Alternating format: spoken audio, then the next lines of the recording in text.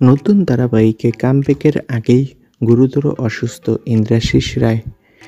ছোট পর্দায় কামব্যাকের অপেক্ষায় ছিলেন অভিনেতা ইন্দ্রাশিস রায়। স্টার জলসার জল থই থই ভালোবাসার পর বহুদিন পর ফের একবার টিভির পর্দায় ফিরছিলেন তিনি। কিন্তু কামব্যাকের উচ্ছ্বাসের মাঝেই এলো খারাপ খবর। গুরুতর অসুস্থ হয়ে হাসপাতালে ভর্তি হয়েছেন ইন্দ্রাশিস রায়। সূত্রের খবর, শারীরিকভাবে ভীষণ দুর্বল হয়ে পড়েছিলেন অভিনেতা। চোখে মুখে ক্লান্তির ছাপ, প্রচণ্ড শরীর ব্যথা ও মাথা ঘোরার কারণে তাকে দ্রুত হাসপাতালে ভর্তি করা হয়। ইন্দ্রাশিস রায়ের অসুস্থতার খবর ছড়িয়ে পড়তেই চিন্তায় পড়েছেন তার অনুরাগীরা।